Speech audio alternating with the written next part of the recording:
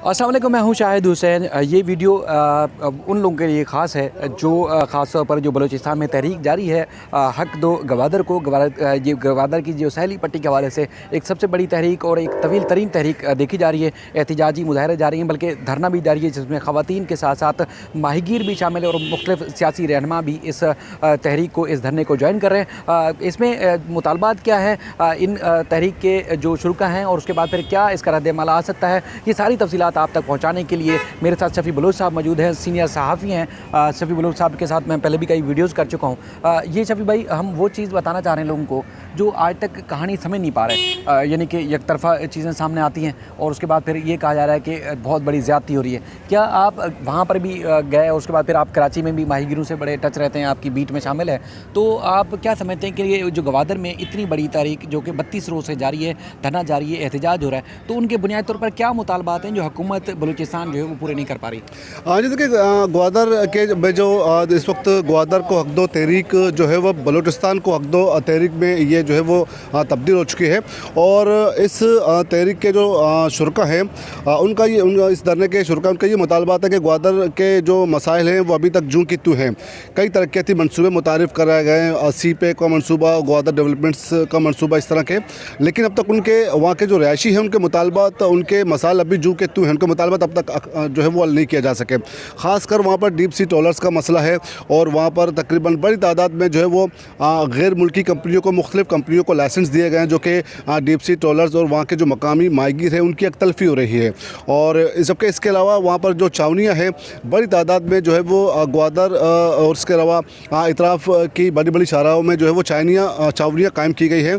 जो check post है, उन चेक पोस्ट से गुजरते वक्त वहाँ के जो मुकामी है उन्हें रोका जाता है और बकौल उनके मुकामी लोगों के बाज़ होगा तो इन्हें रास्ता भी किया जाता है इन चेक पोस्टों पे, तो उसके ख़िलाफ़ भी उनका ये एहतजाज जारी है। और दूसरी जानिब ग्वादर में पानी का मसला जो कि कई दिहाइयों से वहाँ पर पीने का साफ़ पानी उन्हें फ़राहम नहीं किया जा रहा, उस हवाले से उन्हें सख्त मुश्किलात का सामना है। और ग्वादर चूँकि एक माहीगीर जिसे पहले ये माहीगीर बस्ती था छोटा सा, लेकिन अब ये एक महंगा जो है वो शहर बन चुका है और वहाँ के रिहायशियों के लिए जो है वो कई मसाइल इस तरह पैदा हो चुके हैं। लेकिन अब तक उन मसाइल के हल के लिए मुख्तलिफ पॉलिटिकल पार्टियों ने और वहाँ की जो मुंतखब हुकूमतों ने कई दफ़ा दावे किए और वफाकी हुकूमतों की जानिब से मनसूबे मुतारिफ़ किए गए, लेकिन अब तक वहाँ के जो मुकामी हैं उनके मुतालबात तो पूरे नहीं किए जा सकते। अलबत्ता जो इन्वेस्टर्स हैं जो कि मुल्क से बाहर मुख्तलिफ शहरों से जो है वो यहाँ पर आके इन्वेस्टमेंट के लिए आते हैं, जो है वो अपनी इन्वेस्टमेंट करके यहाँ से कुछ कमा के चले जाते हैं, लेकिन वहाँ के जो मकामी हैं, जो माहीगीर हैं, उनके मसाइल अब तक जो है वो जू के त्यों हैं। वहाँ के रिहायशी पीने के साफ़ पानी से महरूम है, पानी और इसके अलावा बिजली का मसला, हेल्थ, एजुकेशन के मसाइल वहाँ पर जूँ के त्यों हैं। अब तक इनके हल के लिए कोई संजीदा इकदाम होते नज़र नहीं आए। अच्छा, इसमें कराची में भी आपको पता है कि साफ़ पीने के पानी के मसाइल हैं, जो सिंध की सैली पट्टी है यहाँ पर भी बेशुमार मसाइल हैं, ऐसे ही मसाइल हैं जैसे बलूचिस्तान में मसाइल हैं। तो बलूचिस्तान में जो मर्दों के साथ साथ ख़वातीन को मोटिवेट करने वाले कौन थे कि इतनी बड़ी एहतजाजी तहरीक में ख़वातीन शामिल हो रही हैं? अब तो पूरे बलूचिस्तान के मुख्तलिफ इलाकों में ये तहरीक फैल चुकी है, तो सिंध में भी तो इस तरह के मसाइल हैं, तो वहाँ पर इनको ये मसाइल उजागर करने वाला, इनको मोटिवेट करने वाला, इनको मैदान में लाने वाला कौन थे? और उसके बाद फिर वज़ीर आज़म ने नोटिस लिया था, उस नोटिस का क्या बना? वज़ीर आज़म ने दावा किया था कि बलूचिस्तान के जो माहीगीर हैं या जो गवादर के जो बुनियादी मसाइल हैं शहरियों के, वो हल कर लेंगे। जी देखिए, इसमें आपने मुख्तलिफ सवालात मुझसे पूछे। सबसे पहले आपने कहा कि ग्वादर के और बाकी मुल्क के जो शहरों, सिंध में, बलूचिस्तान में, बाकी पंजाब में भी इस तरह के मसाइल है, बिल्कुल हैं, लेकिन वहाँ पर बलूचिस्तान की सूरत कुछ मुख्तलिफ है। बाकी इदारों में हम देखते हैं कि वहाँ पर सूबाई हुकूमतें एग्जिस्ट करती हैं, उनके पास इख्तियारात भी हैं, वो काम भी होता हुआ नज़र आता है। काफ़ी बेहतरीन इंफ्रास्ट्रक्चर हम देखते हैं सिंध में, बलूचिस्तान में, पंजाब में मौजूद, बलूचिस्तान के अलावा तीनों सूबों में मौजूद है। और अगर हम बलूचिस्तान की बात करें तो वहाँ पर सिर्फ हमें कोयटा में जो है वो कुछ हद तक कुछ बेहतरी, कुछ इंफ्रास्ट्रक्चर हमें नज़र आता है। बाकी इसके अलावा यहाँ पर कुछ बलूचिस्तान में ना होने के बराबर है। और पीने का जो सूबाई हुकूमत है बलूचिस्तान में अलामती हुकूमत है, यानी कि बिल्कुल एक हम कह सकते हैं गैर फाल हुकूमत है ये, और अवाम में उसके रूट्स हैं नहीं। और ये तासुर है बलूचिस्तान में कि मतलब वहाँ की जो बलूचिस्तान की जो हुकूमत बनती है वो वहाँ के मुंतखब जो वोटों से हुकूमतें नहीं बनती, ये एक तासुर है बलूचिस्तान में। और इसी तरह बल्कि अगर उसके मुकाबले में हम सिंध या पंजाब को देख लें, KPK को देख लें, तो यहाँ की हुकूमतें काफ़ी कुछ जो है वो इख्तियारात उनके पास होते हैं। बलूचिस्तान में सूरत हाल मुख्तलिफ है। यही वजह है कि बलूचिस्तान हुकूमत ने नोटिफिकेशन भी जारी किए, इनके मुतालबात पूरे भी किए, लेकिन वहाँ के शुरा को बलूचिस्तान की सूबाई हुकूमत पर बिल्कुल ट्रस्ट नहीं है कि ये सिर्फ नोटिफिकेशन तो हुकूमत जारी करती है, लेकिन ख़ुद हुकूमत के पास ये इख्तियारत नहीं कि वो अपने ही फ़ैसलों पर अमल दरामद कराए।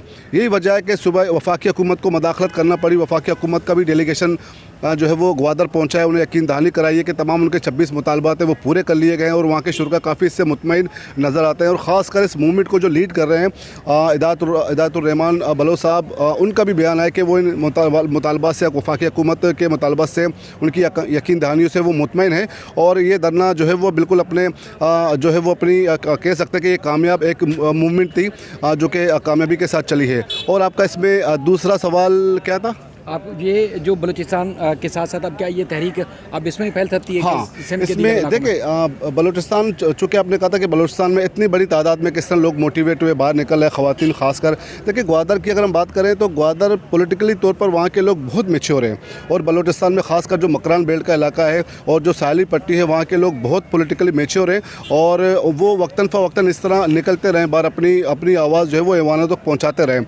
लेकिन बदकिस्मती से कि वहाँ पर चूँकि बलूचिस्तान में एक तरह इंसर्जेंसी की सूरत हाल थी, और इसके अलावा कुछ और जो भी वफाकी हुकूमतें बनती रही हैं, उन्होंने हमेशा बलूचिस्तान को नज़रअंदाज किया। बलूचिस्तान के नाम पे उन्होंने स्कीमें मुतारिफ तो कराई है, लेकिन उसके जो समराज जो है वो वहाँ के लोगों को नहीं मिल सके हैं। स्कीमें आई कई के, उसमें फ़ंड्स जो है वो जारी किए गए, लेकिन हम फिर भी देखते कि पानी, इसके अलावा तालीम और सेहत पर कोई ख़ास इन्वेस्टमेंट नहीं की गई। फ़ंड्स जारी किए गए, लेकिन उसके समराज लोगों तक नहीं पहुँचे।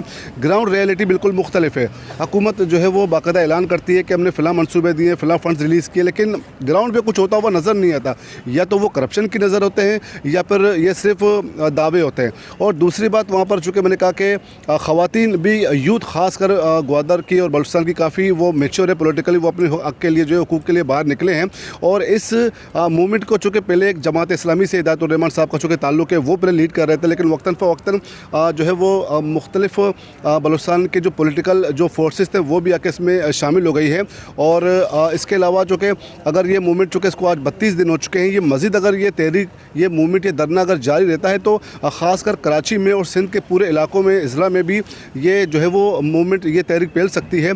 ना सिर्फ सिंध में बल्कि पंजाब में भी इसके असरात बाज़ औक़ात हमें देखने को मिल रहे हैं कि ख़ासकर साबिक़ वज़ीर आज़म शाहिद खाक़ान अब्बासी साहब ने भी जो है वो यहाँ पर एहतसाब अदालत में अपनी पेशी के दौरान कहा था कि ग्वादर में इतना सब कुछ हो रहा है, लेकिन मीडिया खामोश है। अब पंजाब से भी आवाज़ें उठना शुरू हो गई हैं। इसी तरह KPK में भी जो है इसके असरात पड़ सकते हैं। अगर यहाँ कर इस तहरीक के शुरा को अगर इनके मुतालबात पूरे नहीं किए गए और इसी तरह अगर ये धरना जारी रहा, तो हम देखते हैं कि वकला तहरीक के बाद ये सबसे बड़ी तहरीक बन सकती है, और ना सिर्फ बलूचिस्तान में बल्कि मुल्क भर में ये तहरीक जो है वो फैल सकती है। सभी भाई, आपका बहुत शुक्रिया, बहुत कीमती मालूमात दी है हमारे देखने वालों को, क्योंकि ये बहुत बड़ा एक एहतिजाजी सम्मेलन के एक तहरीक है जो बलूचिस्तान के सिलसिले में। अब क्योंकि यहाँ बलूचिस्तान के साथ साथ जो सिंध की साहली पट्टी के जो माहीगीर हैं उनको भी बेशुमार मसाइल का सामना है, इसी तरह के मसाइल का जो बलूचिस्तान के माहीगीरों को जिस तरह का मसाइल का सामना था। मज़ीद भी इस सिलसिले में जो भी अपडेट्स होंगे आपके सामने रखते रहेंगे। अपना ख्याल रखिएगा। अल्लाह हाफ़िज़।